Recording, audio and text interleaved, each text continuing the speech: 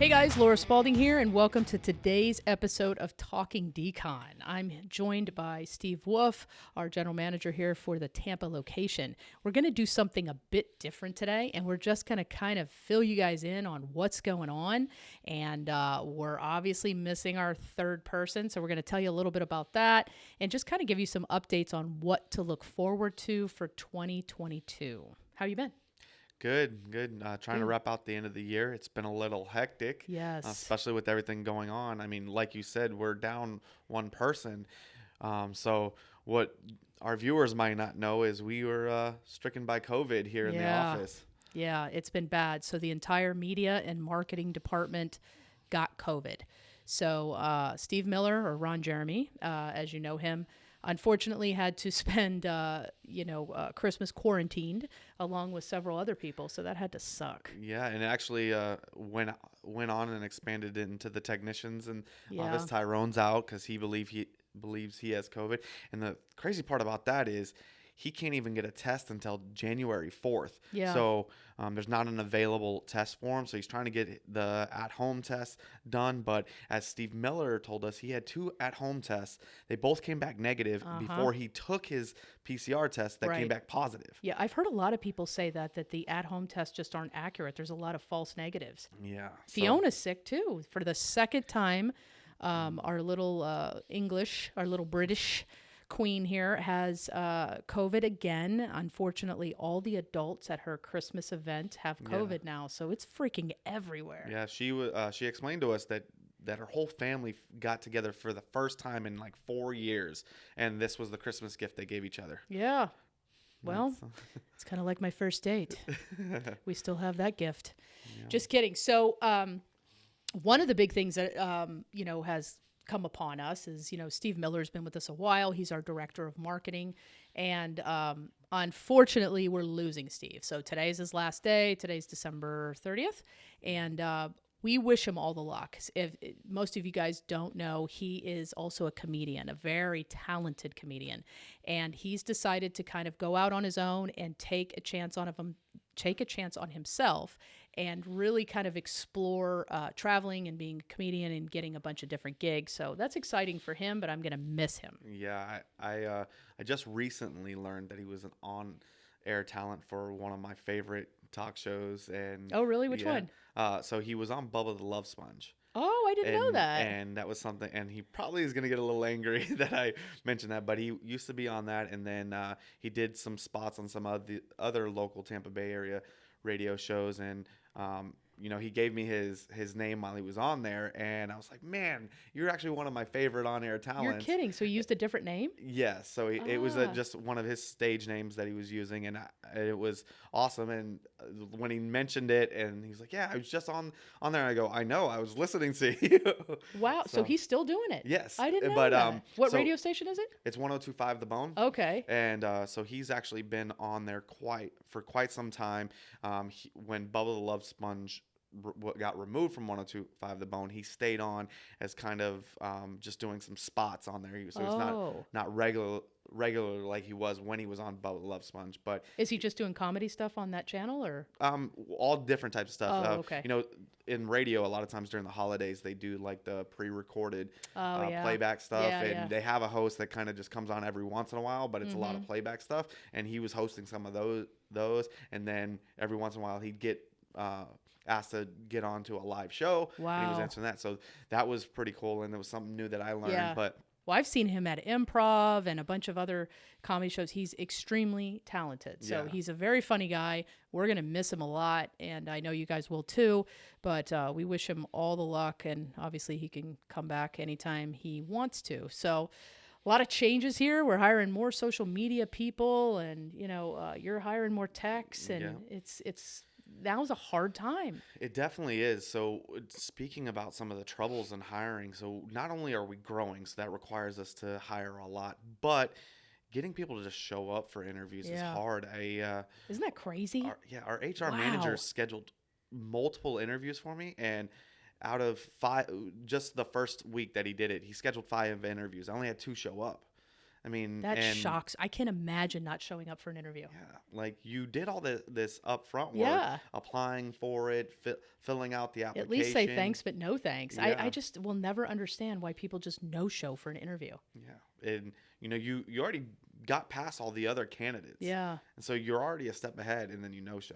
That just baffles me. But Yeah. it's one of those things that everybody thinks they have an idea why it happens. People are saying COVID, they don't want to do in-person interviews, but we've tried multiple different things. We even have people don't show up for Zoom interviews. Zoom interviews. Yeah, exactly. And it's like you're in the comfort of your own home. You can sit in your underwear with Yeah. a nice shirt on, and we wouldn't know the difference. And you're still not showing I up. don't get it. I really don't. Work ethic has definitely changed. Mm-hmm. And this is not an easy job. So you have to get people that are really dedicated. Definitely, and have the right mindset. And one of the things that I enjoy about Spaulding Decon is the growth, and that we're constantly changing. And one of the things I like is we're embracing the chaos and we're growing. And you can definitely, even in the interviews I can see whether or not they're a fit, because you just have to be able to go with the flow and understand that you might be wearing multiple hats, but Right. if you're here through that growth period, it's going to contribute to your own success. Right. Absolutely. Yeah. So hopefully we can, get those positions filled with the right people, because that's a struggle, definitely. So, every year, I guess it's just that time of year, but we always have a suicide either Thanksgiving Day, Christmas Day, or New Year's Day. Mm-hmm. And this year it was Christmas Day, right? Yes. And you had to go out on Christmas Day and do that. Tell me a little bit, like, what the hell happened? Yeah, so honestly, I got the call Christmas morning. I have 3 kids myself, so we were opening up the presents. Mm-hmm. It's we have this tradition that it's youngest to oldest. So Oh, cool. the youngest person gets, because typically that's the one with the shortest attention span. You got to give them the opportunity to play with their gifts. Uh-huh. So my youngest had already opened the gifts. My middle child was in the midst of opening the gifts, and I got the call. My wife already knew what was about to Did go she? on, and she knew it was especially on holidays. If she's already become accustomed to it. If you get a call on a holiday, it's not good. It's most likely a bio, and Mm-hmm. you're gonna have to go. Yeah. So I got the call. I sat there. I pulled my wife off to the side, let her know what the situation was, why I had to go immediately, and I got to the scene. When I got to the scene, the wife of the deceased was in tears. She wasn't able to hold herself together, and her brother that lived locally had shown up. Oh, okay. And was she older lady or? Yes. Okay. So the deceased was he was retired, and that's actually, I guess, what the wife says was the cause of it was he had been retired for a couple of years and got depressed that he felt that he didn't have any worth because he didn't have a daily task. See, you people that aren't showing up for interviews, you're eventually going to regret it. Yeah. Don't retire. Keep working till you die.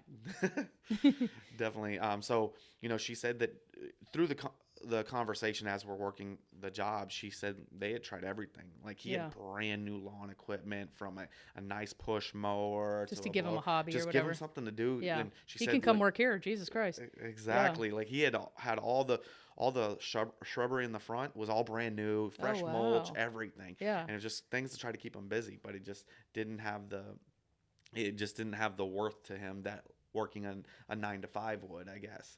I've heard that. Haven't you heard too that once married couples get older and they retire and they're in each other's face 24/7, that's when like all the divorces happen? Yeah. And the separations and the fighting and all that? I mean, it's you have no outlet. And you're spending so much time together and everything. And, I hear a lot of things in regards to marriage that time apart is something that you definitely need for your sanity and for the well-being of the relationship. I've always wondered how married couples work together.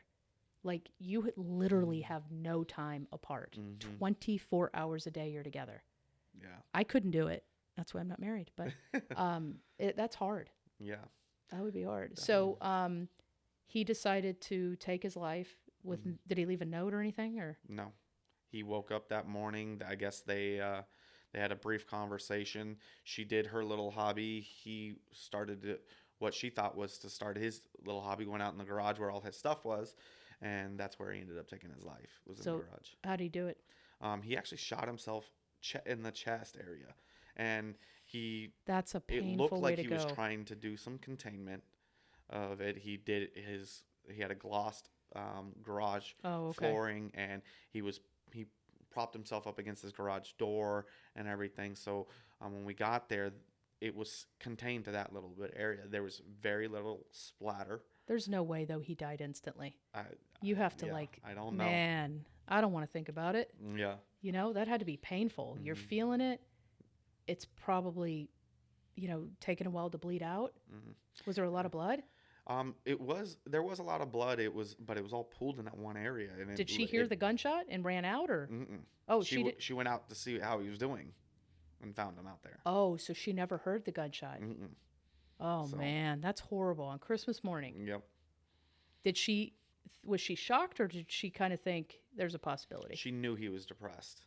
She didn't. I mean, of course, nobody expects your loved one to take a life, but she knew he was depressed, and they kept on trying to find new ideas for them and everything. So was he seeing a therapist or anything like that? No. He was trying to kind of self-therapy through his activities, and the worst part about it was I was there while she was calling the family and notifying the rest of the family members.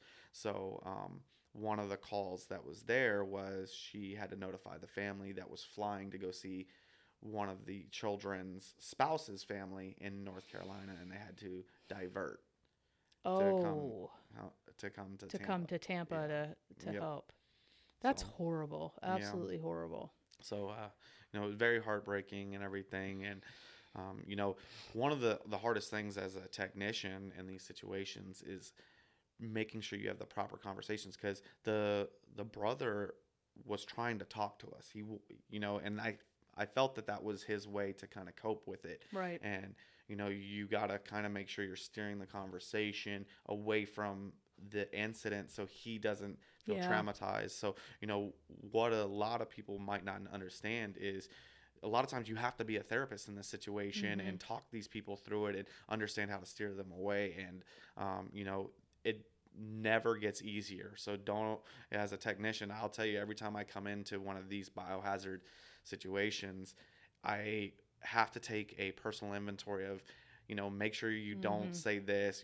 One of the things that I am very accustomed to doing is, hey, how is your day? And I make sure, like, one of the things I tell everybody is every morning you should ask everybody, how is your day? But in a biohazard situation, you don't want to ask anything like that. And I'm actually dealing with a biohazard client right now, and she's going through insurance, and the process for insurance is a little bit longer than somebody that's going to handle it themselves. And we've already taken care of the scene, but she's calling me, and it's a week and a half, 2 weeks after it, and I still have to okay, don't say how is your day. Yeah. And that's one of those things that's hard. Yeah, that is hard, because you get kind of repetitive with your comments and what you say and have a great day and stuff like that, and obviously they're not having a great day. They're probably having the worst day of their freaking lives. Yeah.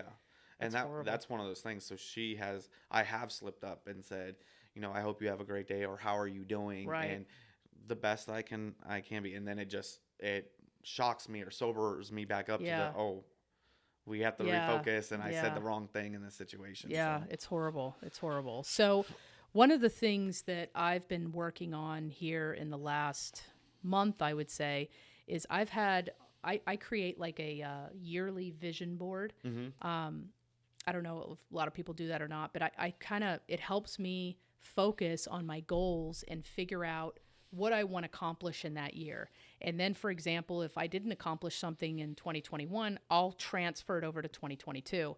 So for the last 4 or 5 years, there's been one thing that I have not accomplished that keeps getting carried over and over and over. And that is writing a book. Okay. And I finally started it. Awesome. So yeah, and it's not what I thought it would be. It's like giving birth. Okay. It's very painful in some cases, and it makes you really think like when you're focusing on telling a story, you're remembering every detail of it. And sometimes that's painful stuff, and sometimes it's funny stuff. But the catalyst, I guess, for me finally pulling the trigger was that I went to a one of my masterminds with one of my groups, and there was a author there that's a decently well-known author that also provides ghostwriting services to some people too. So she's done a couple things for like NBA guys and things like that. So she kind of picked me out of the crowd. She had researched everyone in our mastermind. There's probably 30 of us. And she said, you have a book, you need to write it. And I'm like, I've been trying to write it and this and that. And she wants to write it for me.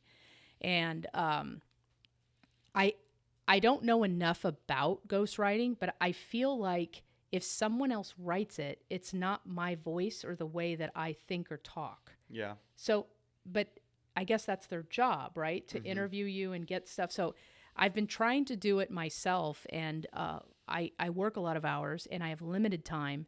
So I feel like it's going to take me forever if I continue doing it by myself. So I'm really kind of on what to do. Yeah. So first, my first question is, what is the topic? Is it more of how you grew to be a successful business owner? Is it being Spaulding Decon and how you got into the business? It's actually a compilation. Okay. So she actually created the title for me. Okay. And I'm going to screw it up right now. I can't remember it. It's rather lengthy. It's oh God, it's something like from COP to the Inc. 5000. Okay. And I can't remember the exact details of it, but it's basically kind of a memoir kind of thing of how I did it, and what I went through to do it. And it's definitely not an overnight sensation by any means, but it's there's a lot of things that I'm trying. You go through and you're like, wait, do you go chronologically or do you kind of go back and forth a little bit? Like because flashback. Yeah, to exactly. things, so, not being a writer, I'm still trying to figure that out. So right now I'm literally just documenting everything. So, probably by the end of the day, when I have everything documented, I could probably just hand it to a ghostwriter and then they go, okay, we'll put this together. Yeah, I definitely think, just knowing you and how busy you are, I think doing it the way you are, where you document what you really want to cover and touch base on in the book, and then having somebody learn and get to know you and learn how to speak like you. I think that's going to be very important, and I think that's something that would be the most successful way to do it. I also think it improved the turnaround on it. Definitely. You want to take 10 years to write it, Exactly. or you want to get it done in a couple of years. Exactly. Type of thing. Yeah. And then who knows? Maybe once you have that kind of blueprint, because the first one's out there, then you can kind of, all right, here's my second edition. Exactly. So I'll probably end up caving in and going a ghostwriter route, but that's just kind of my fear, because I've had some other stuff written by third parties, and it just doesn't sound like me. It doesn't. That's not the way I talk at all. Yeah. So and remembering some of this stuff, from law enforcement and from different jobs and stuff, there's some really horrifying things that. When I look back on it now, I'm thinking, I cannot believe I'm alive. Yeah. Like just close calls and remembering that is bringing me back to literally like being there. Yeah, I can understand that. And one of the things that everybody says is like your experiences shape you and your attitude, your demeanor, the way you talk. And, if you haven't lived through those, you're not going to have that same attitude or demeanor. Yeah. So, you and I have talked during the Talking Decons about, the way you visualize, drug dealers, murderers, rapists, and that's because you have a unique perspective on it that even I don't have. And, we might have similar views on it, but the way you describe it versus the way I describe it are totally different. It absolutely is. And, I read that book by Malcolm Gladwell, Talking to Strangers. I don't know if you've ever read that. It was actually unbelievable because he put into words what I was thinking. Okay. So when you kind of when you're working law enforcement, your mind becomes extremely jaded because you're always seeing negative, negative, negative. And when you're always in that negative, tragic environment, it's hard for you to see the positive out of anything. Yeah. So I remember it took me like 2 years after I left law enforcement to actually decompress and change my mindset to not everyone is trying to kill me. Yeah. You know, so all of these things are happening in the news with law enforcement officers and the public and, you know, race relations. And I can literally be completely in the middle on it now because I've been on both sides. So I'm, you know, a normal citizen now and a minority, and I've been a cop as well. So I can see some of the mistakes that can happen, and I can see I saw a lot of things that just weren't right, weren't okay. But we all grow up differently, and our perceptions to the same situation are very different. Absolutely. Very different. So I was, I don't know if you saw, I think it was Minnesota, there was a female officer that grabbed her gun accidentally instead of the taser. Yep. And she shot and killed the kid, or I don't know if he was a kid. He was like 19 or 20, whatever. And it was an accident, but you still have to pay for that accident, right? Because I think she goes to grab and she yells taser, which you're supposed to do, but she grabs the gun instead of the taser. So it's purposely on the opposite side of your body, but you're supposed to train so much that it becomes muscle memory, and that you just automatically grab it when you know you're going to go for a taser. And I felt for her. Like, that could have been me. That could have been a stressful situation. It's so stressful, and everyone now Monday morning quarterbacks you. Now, that's not to say that the life lost was, you know, inconsequential. Not at all. But there's not just one victim in this story. There's two. Yeah. You know, she loses her life too. You know, she's convicted of manslaughter, and it's an accident. It's not like she got, you know, blistering drunk and got in a car and decided to kill, you know, hit somebody and kill him. Yeah. That's definitely, you know, a higher degree. But I just felt for her because I have been in those situations before where it has been such a close call, and thank God they turned out okay for me, because I could have been her. I could have been in that situation. And, you know, the girl's probably making $40,000 a year, risking her life every day. Now she lost her life. You know, I don't know if she has, you know, a husband, kids, or whatever, but I felt sorry for all parties involved because there's no winner. There's two deaths, in my opinion, in that situation. Definitely. And I see a lot of people weighing in on situations, not just like that. The other one was the Colorado truck driver. I hadn't heard about that one. So the Colorado truck driver, in his situation, he was driving a truck. The brakes failed on the truck, and he ended up killing 4 people. He got sentenced to 110 years. What the hell? So right now, the country's kind of split in regards to it on, you know, he took 4 lives. He's a professional behind the wheel.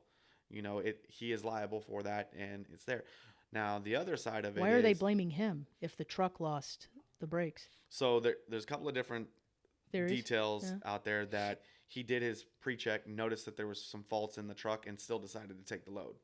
Okay. And drive the truck. Okay. So, you know, you're a professional. You're supposed to do your pre-checks, and you decided, even though I see that there's some issues, instead of locking out my vehicle or putting my vehicle out of service, I'm going to get it behind the wheel anyways. And now he wouldn't have known his brakes were going to fail because he wasn't a mechanic. He just has to do his pre-checks, and the brakes failed. The other side of that is I am not a mechanic. I got behind the wheel. I drove. The brakes failed. It was an accident. Why do I have to serve 110 years? Right, exactly. I've never seen DUI people that killed people serve 110 years. That's why it's split. You know, they're acting like this was premeditated. Yeah. That's a little ridiculous. Is this a young guy? No, I don't think he was. He was very young. I think he was in his. I think it was in his mid 40s. Okay. But I mean, he's young. He's young in the realm of truck drivers because Mm-hmm. actually, if most people don't know that truck drivers, they're actually trying to recruit older truck drivers because young kids don't Right. want to get behind the wheel anymore Right. on these vehicles and everything. But he still. I mean, See, to I would me, I think think he this still would has be half a life to live. yeah, this would be So, a civil suit. Why yeah. is this criminal? It was an accident. I, It's not like he's yep. drunk. It's not like he, intended to do that. Yeah. That, and this is another thing too. And I don't know the race of this guy, but my whole theory is a jury of our peers, because of their internal biases, they should never see the suspect or the person being tried. Absolutely. You shouldn't know the gender. You shouldn't know the race. You shouldn't know the age. Nothing. Yeah. I feel like that way you can give an unbiased opinion. Absolutely. These are the facts of the case, and call the person something, the suspect, suspect A, Yeah. whatever. There's no gender, there's no nothing, and the suspect can still see their trial going on from like a Zoom video or something. Yep. I think that people are treated differently based on their race or based on their history, and I don't think it's fair. Yeah. It's not fair at all that they're sitting there to be judged by the person, and there's biases in there. You cannot be human and not have that. Yeah, I think that there's definitely that bias, and like you said, on everything. Everything. You see someone that is big and muscle bound versus somebody that's skinny and frail. Right. You take You a make judge. it- Okay, exactly. that person's athletic. This person's not. Right. Type of thing, and that's a bias. Right. You're being judgmental on it, and I would love to say that people don't do that, but Yeah. I'm sorry. I think it's human nature that you make an internal judgment in your head. And, we've even talked about it here. We've had phone interviews with people, and then when we actually meet them, you're like, whoa, that's not what I expected. Absolutely. And it's like, well, why would not that I gave a thought to it. It's just I had a perception in my head. Yeah, I already pictured this person. Right, and based when I on came their in- voice. Yep. Which is pretty stupid when you think about it. Like, Yep. you can't figure out what a person looks like based on their voice. So it's just, I highly recommend that Malcolm Gladwell book, Talking to Strangers, because it really put all of these things into words. And it literally put two people side by side that had been different parts of the country that have been through the same thing, and they both reacted differently. And it's based on who you are, where you come from, and all that. And what social influences you have. I definitely Exactly. think that social influences have a big play on things. And, I think that's one of the reasons why social media impacts us so much is now our social influences have expanded from where, before social media, you were only limited to the people you came in Right. contact with on a daily basis. Right. Now you come in contact with people you've never really met, and then you see pictures and Yep. whatever, and you try to associate yourself with them, and now they're influencing you and without you really knowing it. Yeah. So Yeah, definitely. It's pretty shocking, all these things that are coming up on the news, as, social justice issues, and it's a scary time, in my opinion, for this country and how things are going. That's why I just think that this jury of our peers should never see the person being tried, and then the jury should be able to send them to the pit. I'm just saying. Put them to the pit. Yes, put them in the pit. So my idea of the pit games is really a combination of Squid Games and remember that series Spartacus? Mm-hmm. Okay, so I love that series Spartacus. So it's, kind of ancient Roman times, and they would send people in the arena that weren't necessarily criminals. Yeah. It was just, maybe enemies of war or whatever it was, prisoners of war, and they would make them fight. And their fighting was for the entertainment of the, what do you call them? I want to say the brass. That's not it. The royalty. Okay. The royalty of Rome. So you take Squid Game, because, Spartacus people, they weren't voluntary, Gotcha. fighters. They were forced to fight. The pit games is voluntary, or Squid Games is voluntary. So you take a voluntary group of inmates, right, that are heavy felons. We're talking rape, child issues, Okay. murder and all that stuff. And you say, listen, I'm going to give you an opportunity to get out of jail, but you have to fight in the pit and you have to win to be able to get out of jail. Yeah. And it will be for the entertainment of anyone who wants to pay for the ticket. And all the proceeds go to the victim's family. How cool is that? That is awesome. Right? Laura for president. Just saying. Just saying. Go. There will be a Pit Games near you. But I like the idea because there's accountability. Yeah. There's accountability. So, we've talked about this 100 times that if you want a PhD, a law degree, and you can't afford it, just go to jail. And then it's free. Yeah. Which... Isn't that crazy? I don't understand it. We talked before. It is gladiator school. Yep. They go in there and become better at whatever they want to be better at. Right. If they want to become educated, they can become educated at the cost of society, or they can go and become an even better criminal, which, the happens most of the time. That is what happens. I mean, most offenders become reoccurring offenders once they get to that point. Right. So it's pretty interesting. So you were talking about these pit games.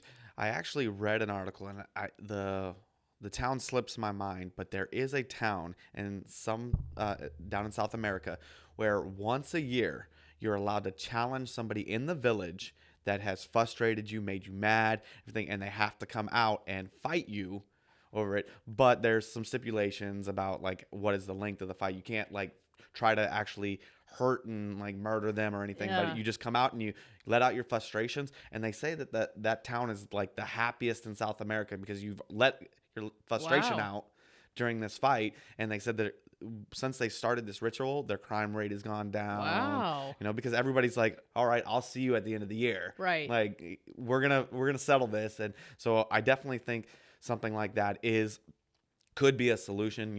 It's what's the movie The Purge type of thing, but instead of murder and kill, we're just gonna fight it out, and we're gonna get on our boxing gloves. The difference is these people didn't piss one another off. They're hardened criminals.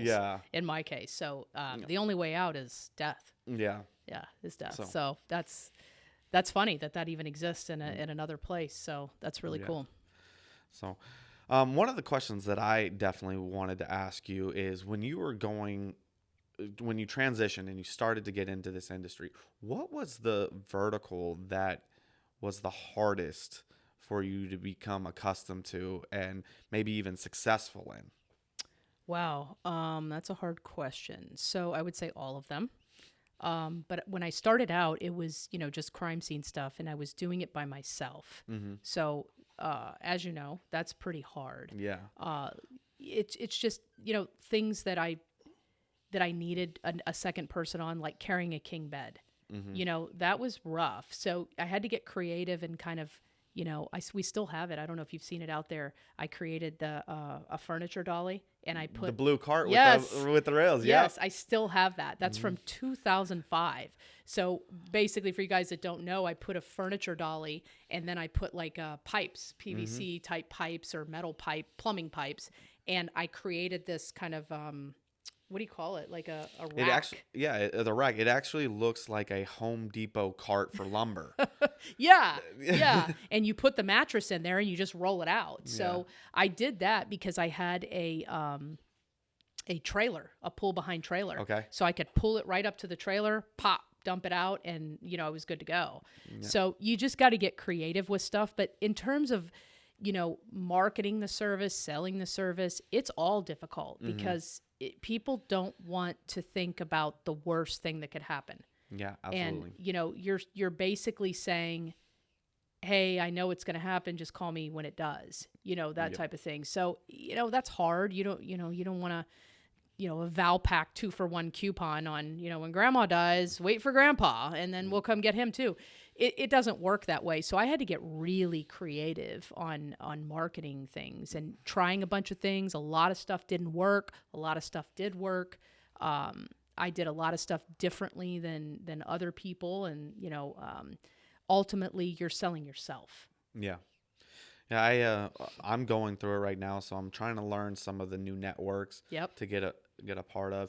And I'm having those same things, like having the conversation with them, yes, you don't want to have to deal with a flood or fire, but when you do, call us, and, you kind of have that insurance conversation.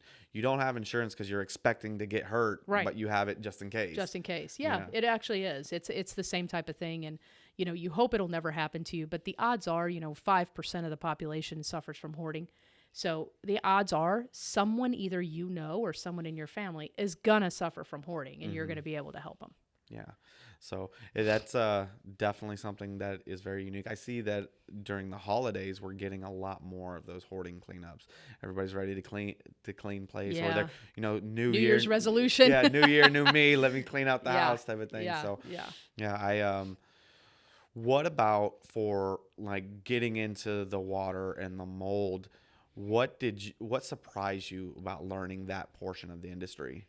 What surprised me was that the frequency of jobs are extreme in water and mold, and the reputation of the contractors that do that type of work are terrible. Mm-hmm. So it's to the point now where, at least in Florida, that they actually took it to the Florida legislature to amend or curtail some type of assignment of benefits and stuff, because fraud was just rampant in the industry. And initially, when I noticed it, I stayed away from water restoration for many, many years because of that reason. I thought it was oversaturated. I thought it had a really bad reputation, and I just didn't want any part of it. Mm-hmm. I didn't want to deal with it. Now, it's definitely not a big service that we push. We'll do it for people, but I really try to keep us as clean as possible in that market, because it has such a bad reputation. Definitely. And as you spoke to that, I mean, especially in our market here in Tampa, we have a lot of competitors in mold and water. And I'm kind of hearing the same thing from when I'm talking to these repair networks and these insurance providers, is that a lot of us are crooks. Yep. And, that's why you have so much competition. Because I ask them, what about the competition and mm-hmm. everything? Are you using them? Well, you guys have so much competition because everybody wants to just overcharge and take too much money. So, that was one of the things that I was learning as I'm getting deeper into these insurance programs. So, yeah. How many fire jobs have you done? None. Me personally, none. I try to stay away from that as well. That tends to be kind of in the same genre of bad reputation type people. So I really don't deal with that. But the company has dealt with a few, not much. It's typically people that we know or that are calling us direct. It's not something that I don't feel as negative about it as I do water. Mm-hmm. So it would be something that I would consider getting into, but it's a tough market as well. It's saturated. Yeah. Talking about that we did have a fire estimate come in. It was somebody that was a friend of yours, and one of our competitors came in with an estimate and then went behind the building owner and already said that, they already assigned it to us. See. And the owner of the building didn't want to battle with their insurance mm-hmm. and or the provider, and that's the only reason we lost it. Yeah, that's how shady they are. Yeah. So it kind of lives true. Yeah, lives true. There's just a lot of shadiness in it, and a lot of water restoration contractors, you'll see them in business for maybe a year or two, and then they're gone mm-hmm. because they've ripped off too many people and they can't get another job. They can't get a referral. So, you'll get away with it for a little bit, but it always comes back to bite you. So your reputation means everything. Yeah, definitely. All right, guys. Well, that is a wrap for today's episode. It is December 30th for us. You guys probably won't see this till after the new year, but please have a happy new year. Don't forget to follow us and subscribe. Ring that bell for notifications. We are on TikTok and Instagram at Crime Scene Cleaning. Have a great day.